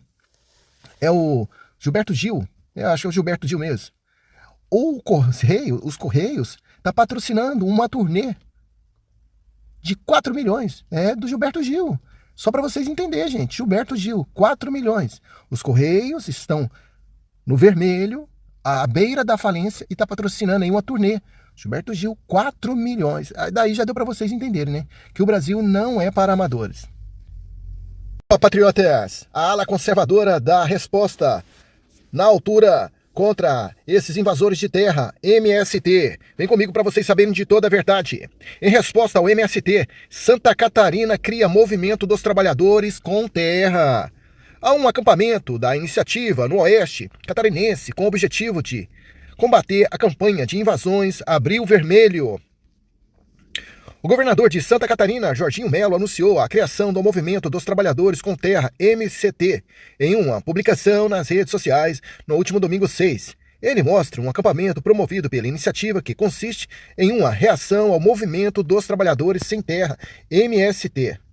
Já que o MST adora acampar em propriedades alheias, Santa Catarina vai acampar antes, diz Melo no vídeo. O acampamento do MST fica no oeste catarinense, região que já foi alvo de invasões do MST, em defesa da propriedade produtiva, é o lema do novo movimento. Já que o MST adora acampar em propriedade alheia, Santa Catarina vai acampar antes. Aqui é o MCT, Movimento dos Trabalhadores com Terra. Esse é um acampamento no oeste catarinense, uma região que era alvo do MST. Os donos da terra aqui estão dominando o seu território. Se eles vierem, o bambu vai roncar. Se o MST criou o Abril Vermelho de invasões, nós criamos o Abril Amarelo para combater esse tipo de crime que não é legal. Em Santa Catarina, a gente tira o invasor em 24 horas. A justiça autoriza rápido e a nossa polícia põe pra fora. Quer terra, conquista com o suor do seu rosto. Aqui todo mundo trabalhou pra ter. Não vem que não tem. Patriotas, o que está acontecendo? É aquilo que eu disse e volto a repetir. Não basta só manifestações. Não basta só manifestações. Manifestações faz parte, né, da vitória. Mas a vitória não vem só com manifestações. Vocês viram a mega manifestação que aconteceu lá na Avenida Paulista. Parabéns para os patriotas conservadores que foram lá, vestiram a camiseta vermelha, nota mil. Mas aí o que resolveu? Não resolveu nada, porque o sistema está enraizado lá na Praça dos Três Poderes em vários órgãos. Agora, isso que eles estão fazendo aqui são ações para inibir que o sistema avança. É isso que a ala conservadora tem que fazer. Manifestação para mostrar que são a maioria, mas também tem que ter poder, tem que ter caneta na mão. O MST tem um MST, então vamos criar, né, o outro movimento aqui que é de Santa Catarina, o MCT. Tem a CUT, vamos criar, né, um órgão que é da ala conservadora. Tem várias ONGs aí, comunista socialista? Tem. Então nós vamos criar várias ONGs conservadoras. Tudo que esses comunistas estão fazendo para o mal, a ala conservadora tem que fazer para o bem. Se eles, com o mal, eles estão conseguindo avançar, dirá a ala conservadora com o bem. Então é isso que precisa fazer, sabe? É pessoa se candidatando a cargos de deputados, vereadores, prefeitos, governadores, senadores, juízes, promotores, ou tomar conta de tudo, de tudo. Só assim nós poderemos ver um final, uma luz no final do túnel. Caso contrário, não vamos conseguir não. Quer dizer, o que nós estamos vendo agora é uma movimentação dos Estados Unidos, né, contra esses que se acham semideuses. Mas só que nós temos que pegar essa ajuda dos Estados Unidos, somar com a força e as ideias da ala conservadora no Brasil para que possa seguir adiante. Igual o Bukele de El Salvador fez. Ele fez uma faxina geral lá em El Salvador. Colocou os corruptos na cadeia, né? A população ajudou a eleger deputados e senadores que atendem o anseio do povo. E agora, um paísinho pequeno daquele ali é um dos países mais seguros do mundo. E os bandidos estão tudo na cadeia. É assim que funciona. Caso contrário, não vai não. Os ministros do STF não esperavam. Olha só, gente, olha só. Decisão nos Estados Unidos.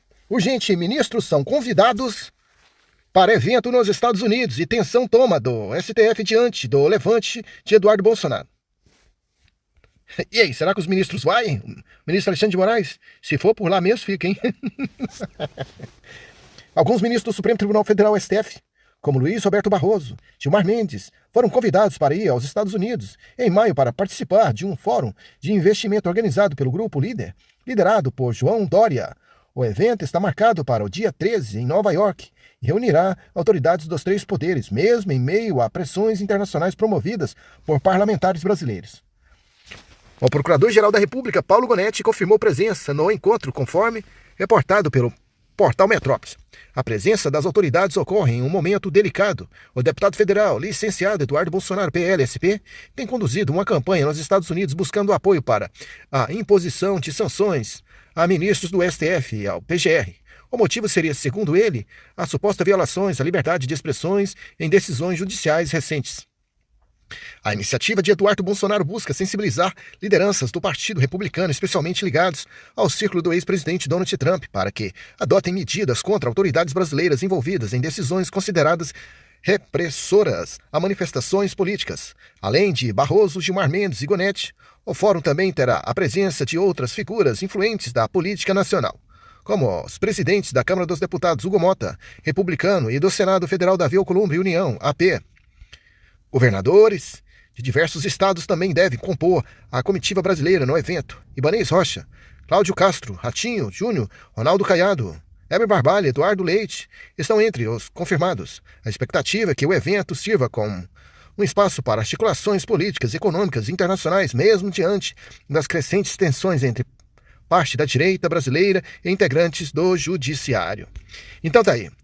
Por que o ministro Alexandre de Moraes não foi convidado? E a pergunta que não quer calar. Se ele fosse convidado, será que ele teria coragem de ir aos Estados Unidos, dar suas palestras, falar do tal do Estado Democrático de Direito e das suas interpretações? Será que ele teria coragem de ir lá nos Estados Unidos? Gente, o negócio é o seguinte. Essa galera, eles sabem muito bem que nos Estados Unidos não é o tal do tic-tac. A coisa não acontece igual no Brasil, não. Assim, ó, é tudo explosivo, né?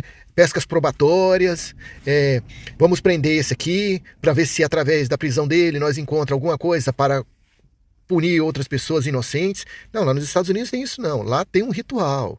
Então tudo está em andamento, Eles sabem disso, que agora ainda eles podem ir lá nos Estados Unidos, mas Moraes está com medo, a Janja também está com medo, porque ainda não teve nenhuma sentença ainda nos Estados Unidos.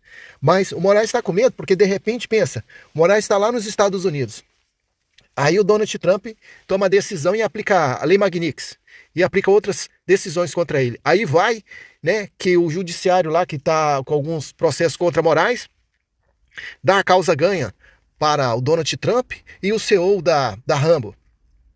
E condena o Moraes por os crimes que ele, né, cometeu de interferir na soberania dos Estados Unidos. Meu irmão, lá mesmo ele fica. Lá mesmo ele fica e vai ter que pagar pelos crimes que cometeu. Então Moraes, para ir lá nos Estados Unidos, tá difícil. Agora os outros ministros, eles estão tentando a sorte, de repente pode bater com azar, porque a gente não sabe qual que é as decisões do Donald Trump. Donald Trump é imprevisível. Você vê aí que ele tá batendo de frente com a China, tá batendo de frente com a China, cobrou tarifa da China 34%, a China também cobrou mais tarifa, e agora o Donald Trump aumentou para 104%, aumentou para 104% tarifa contra a China. Ah, meu irmão, já era. A China, ela tem dividendos aí, ó, para receber dos Estados Unidos na casa de 1 trilhão. Ah, meu irmão, os papéis da China não vai valer nada, entendeu? Então, tá mais pra China perder isso do que o Donald Trump. Então, essa galera aí, meu irmão, eles estão aí aproveitando suas últimas viagens para os Estados Unidos.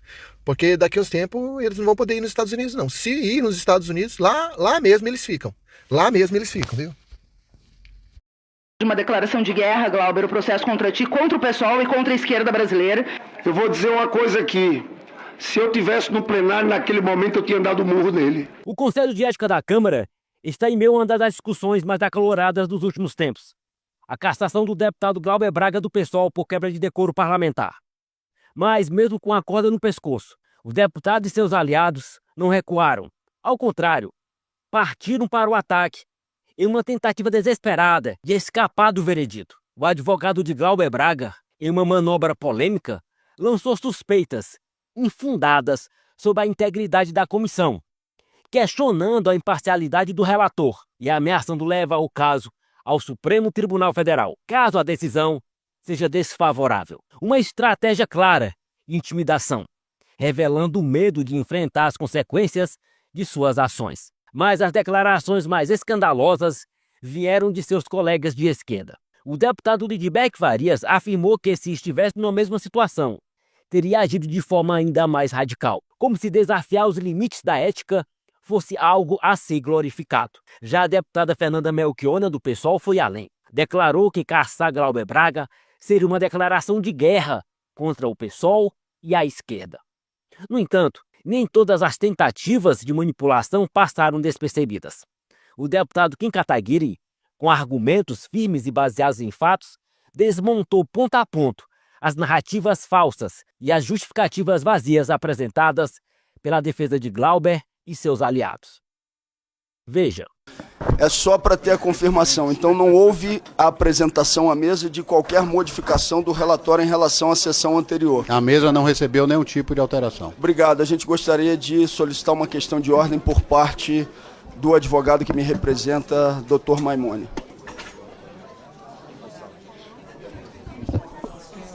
Meu caro deputado Glauber, o advogado ele não é parlamentar e não é membro do Conselho, então ele não pode realizar a questão de ordem. Eu quero fazer um requerimento, Excelência, na verdade. Você pode solicitar. Eu quero requerer. A questão de ordem, um requerimento que a defesa faz nesse momento aqui, tem a ver com a possibilidade de que o processo volte ao seu normal, que tem a ver com o contraditório, com a ampla defesa, com a regularidade das coisas. E depois do dia 2, a sessão que tivemos aqui, a imprensa nacional, especificamente o jornal O Globo, noticia episódios de violência, de agressão, que teriam envolvido o deputado Paulo Magalhães no ano de 2001 e outro no ano de 2011. Bem, o processo, o objeto dessa representação, em parte, ela tem a ver com a imunidade parlamentar, com as atividades do deputado Glauber, e uma outra grande parte, talvez o principal, seja o episódio de reação do deputado Glauber em razão de uma agressão sofrida.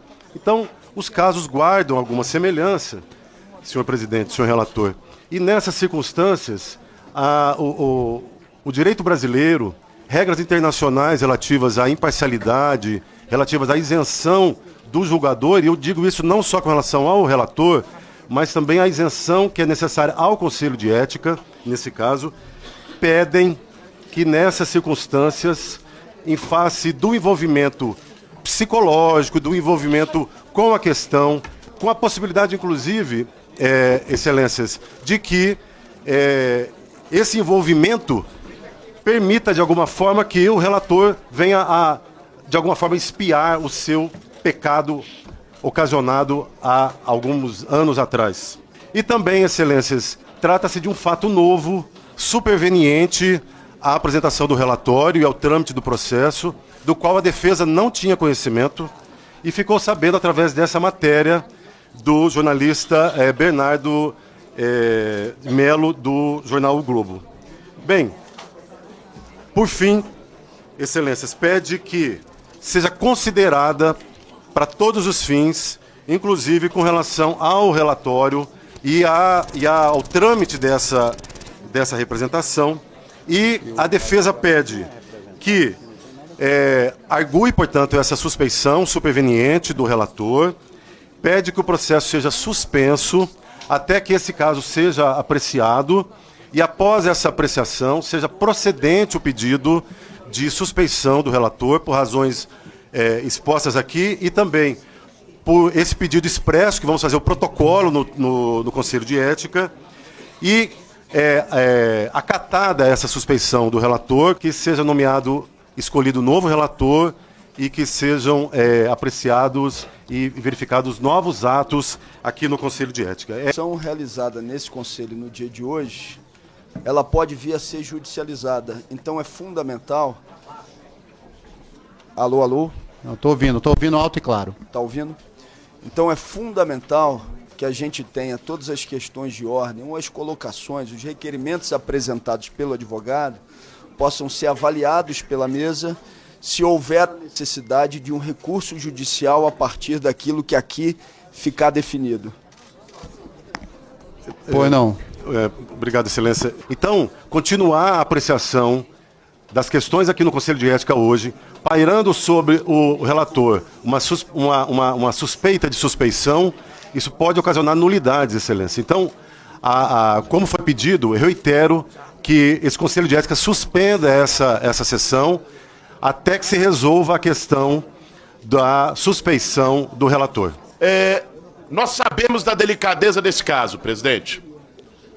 O deputado Glauber e o seu advogado, doutor Maimone, colocaram, inclusive, a necessidade de se ter a lisura do processo sob a possibilidade de se ter judicialização futura.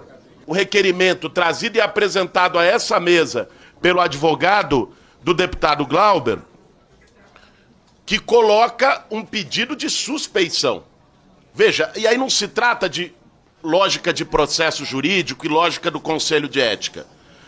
Tem uma lógica que é única. Se você tem um pedido de suspeição, você precisa julgar a suspeição antes de julgar o objeto, o mérito. Porque senão, se você não julga a suspeição antes, o resultado é que o julgamento fica sub júdice depois. Dizer a Vossa Excelência que eu estou muito inconformada com o que está acontecendo aqui hoje. O senhor sabe do nosso enfrentamento aqui na Câmara dos Deputados e de como esse processo é eivado de um caráter claramente de perseguição política. De perseguição política pelo que o companheiro Glauber representa. Acho que seja uma declaração de guerra, Glauber, o processo contra ti, contra o PSOL e contra a esquerda brasileira. E nós encaramos, assim, a tua defesa e o combate que nós estamos fazendo. Nós vimos o relatório absurdo do deputado Paulo Magalhães, que faz uma análise da conduta do mandato combativo do deputado Glauber e sequer se atenta aos fatos, que foi uma ofensa grave à mãe do companheiro Glauber Braga. E a gente sabe, eu quero dizer a todo mundo, o dia que atacarem a minha mãe, eu vou fazer a mesma coisa, porque nós não aceitamos atacar a memória da dona Saudade, não aceitamos que desrespeitem o povo brasileiro. Eu confesso que eu imaginava que esse dia não ia acontecer. Porque pra gente, eu venho aqui, presidente, eu quero fazer um apelo no sentido da Jandira. Estava ligando pro Líder Isnaldo, liguei pro presidente Hugo Mota. Nos deu uma semana para tentar achar uma solução para tudo isso. A situação aqui na Câmara está muito complicada. Eu vou dizer uma coisa aqui. Se eu tivesse no plenário naquele momento, eu tinha dado o murro nele. Digo a vocês aqui. Eu digo a vocês aqui. Eu estaria julgado aqui no Conselho de Ética, ia ser uma discussão. Eu faço uma analogia desse meu caso. Eu dei depois graças a Deus por não estar ali. Porque se tivesse, Você não tem, eu me conheço. Não tem a menor dúvida que eu partiria para cima dele.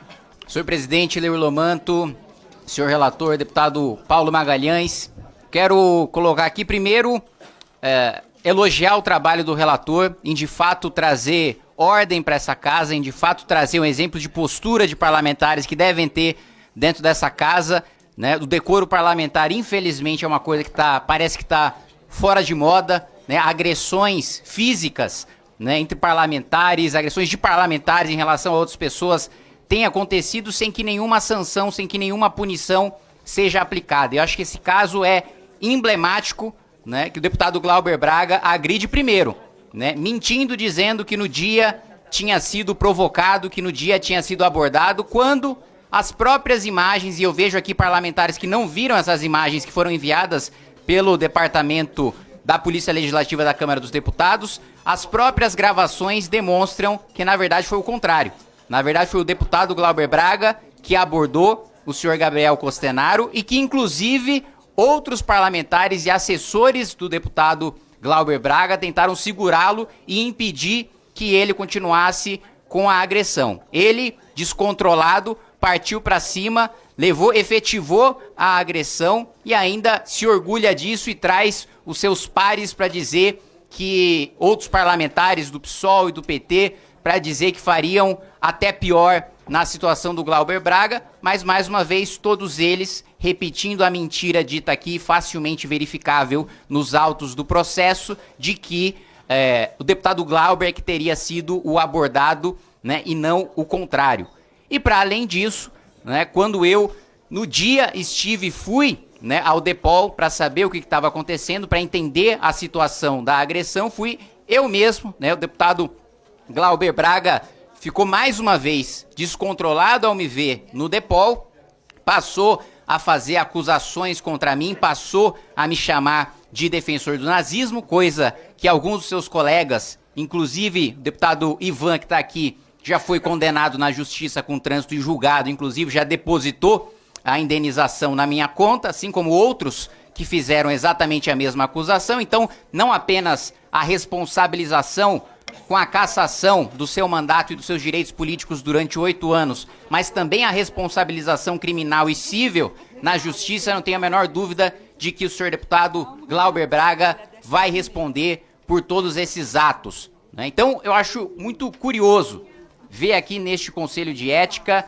né, parlamentares de esquerda falando sobre a desproporção, quando na realidade, não muito tempo, nós tivemos aqui neste conselho relatado por parlamentares de esquerda, né, um caso de desvio de dinheiro público em que, né, justamente pelo relator ser de esquerda e pelo próprio acusado ser de esquerda, acusado que posteriormente admitiu ter desviado dinheiro público, pelo seu alinhamento ideológico escolheram, né, absolver, escolheram salvar um parlamentar da cassação do seu mandato e dos seus direitos políticos. Então, eu quero, presidente, reforçar, né, o posicionamento aqui do partido, do União Brasil, de votar pela cassação do deputado Glauber Braga.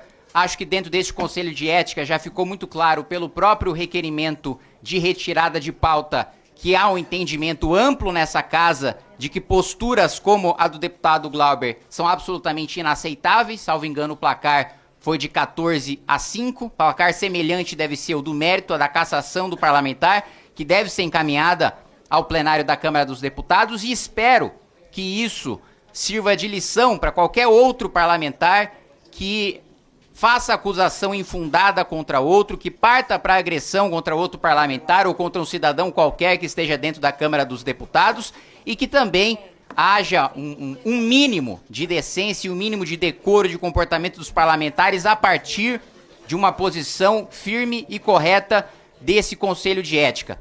Deputado Glauber Braga, não satisfeito com todos os atos que cometeu no dia, né, do evento, dentro desse Conselho de Ética, tentou desmoralizar o Conselho, tentou transformar isso aqui num grande palanque eleitoral para si próprio, né, chamando como testemunha dele, por exemplo, Felipe Neto, que não tem absolutamente nada a ver com os fatos que ocorreram, né, no dia, simplesmente para tentar levantar o seu capital eleitoral ou do seu grupo, trazendo o Felipe Neto aqui para ficar falando mal de parlamentares de direita ou contra aqueles que representaram o deputado Glauber no Conselho de Ética da Câmara dos Deputados, sem que ele tivesse absolutamente nenhuma ligação com os fatos que foram colocados. Assim como outras testemunhas também que foram levantadas, né, justamente para me atacar, para atacar o Movimento Brasil Livre, para atacar os parlamentares que estão defendendo, sim, que o deputado Glauber Braga seja cassado e fique 8 anos banido da vida pública, como acredito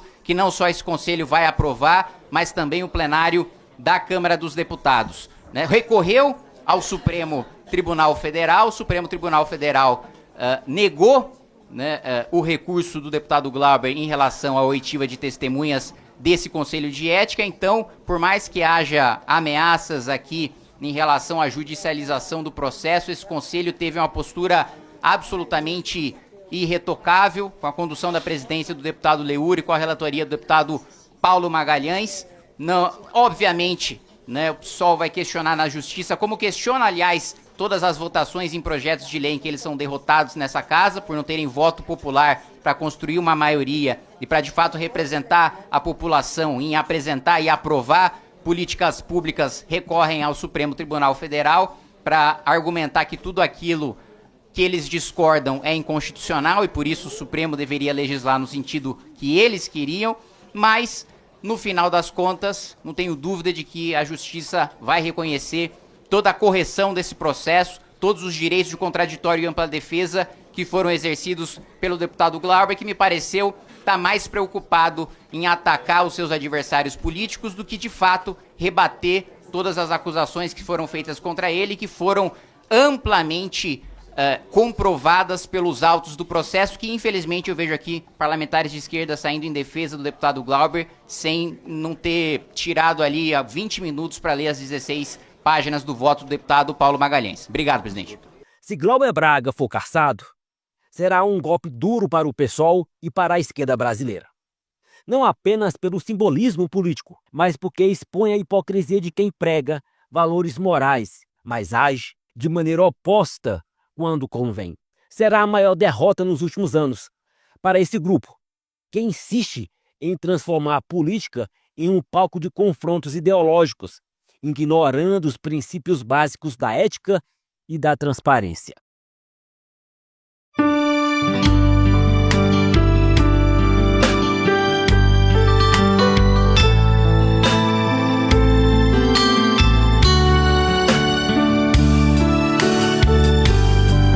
Jesus, meu rei, preciso de ti, te seguirei por onde quer que for, mais perto quero estar, sempre hei de suplicar, nos conflitos com o tentador, Jesus me fará vencedor, no nome do Senhor Jesus, o inimigo é amarrado, com o poder do meu Deus, me guardando, me livrando.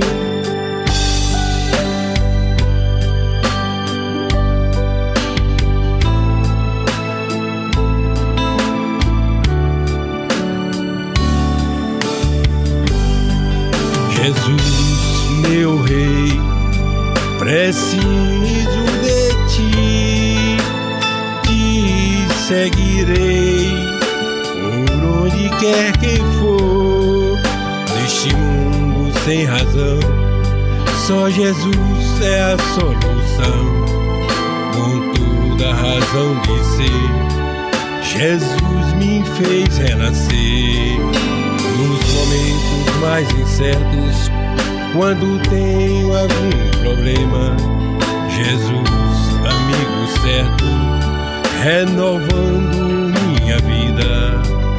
Jesus, meu rei, preciso de ti, te seguirei por onde quer que for, neste mundo sem razão, só Jesus é a solução, com toda a razão de ser, Jesus me fez renascer.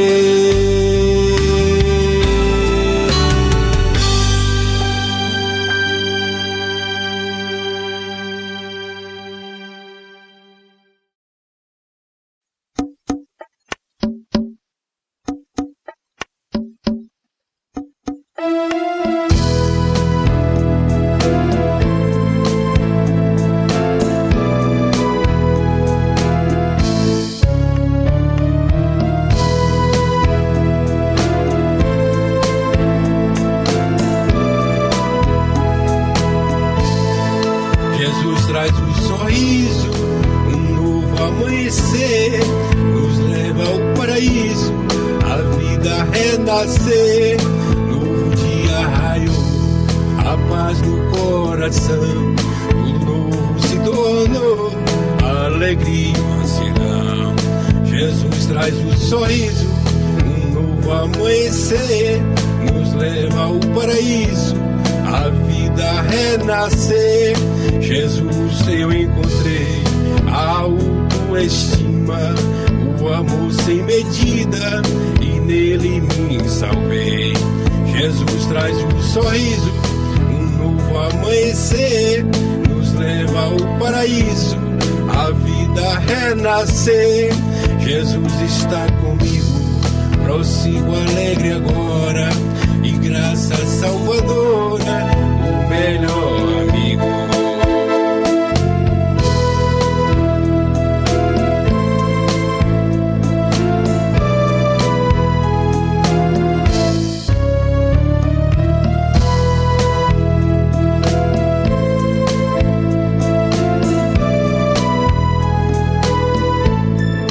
Jesus traz um sorriso, um novo amanhecer, nos leva ao paraíso, a vida renascer.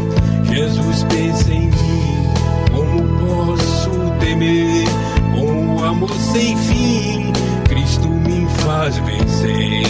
Jesus traz um sorriso, um novo amanhecer, nos leva ao paraíso, a vida renascer.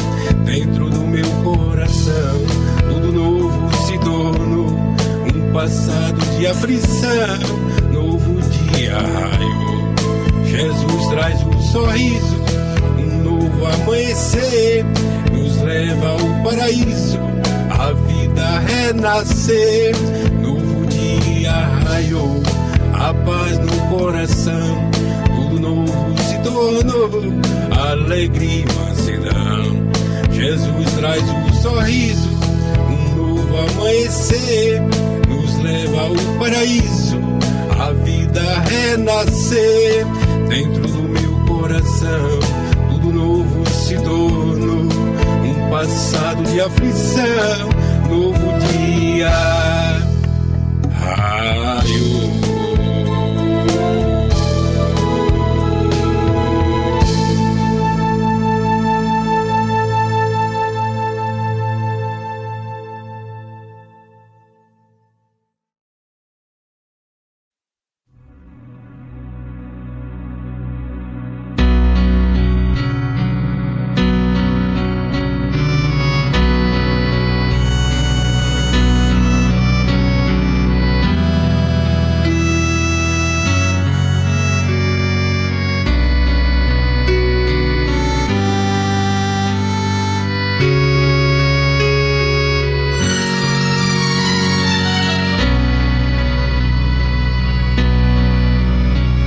Pai nosso que estás nos céus, santificado seja o teu nome.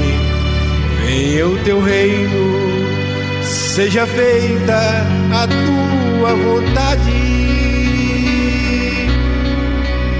assim na terra como no céu.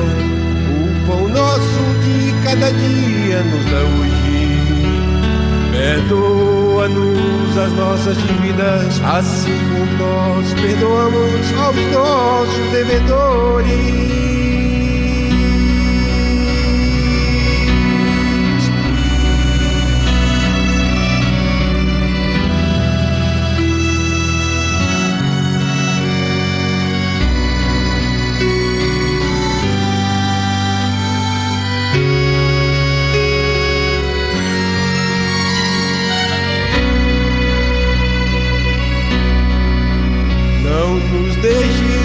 cair em tentação, mas livra-nos do mal, porque teu é o reino e o poder e a glória para sempre.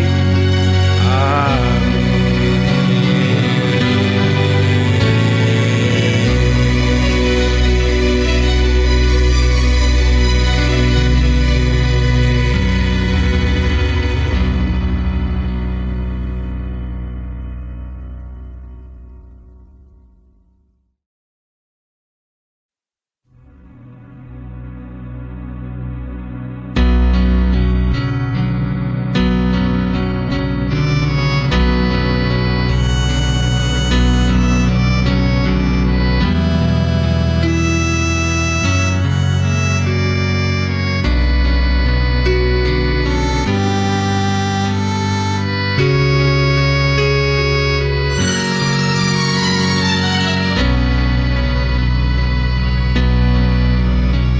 Pai nosso que estás nos céus, santificado seja o teu nome.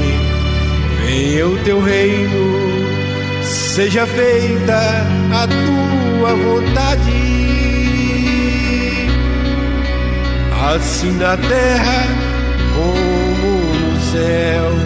O pão nosso de cada dia nos dá hoje. Perdoa-nos as nossas dívidas, assim como nós perdoamos aos nossos devedores.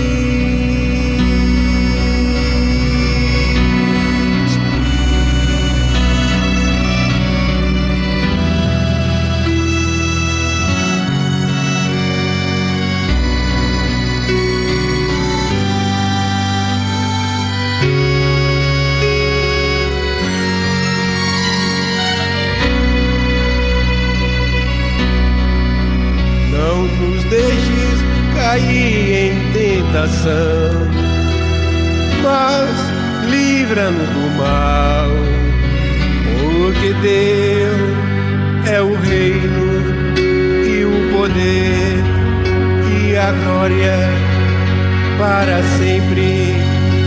Amém.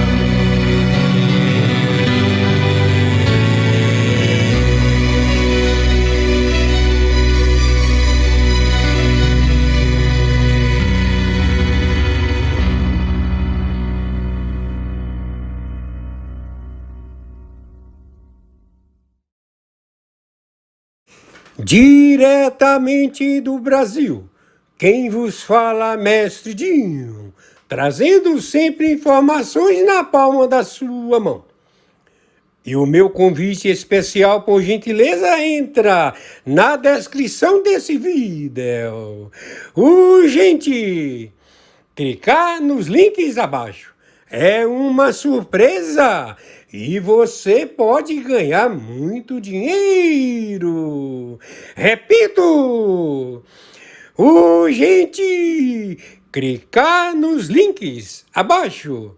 É uma surpresa e você pode ganhar muito dinheiro.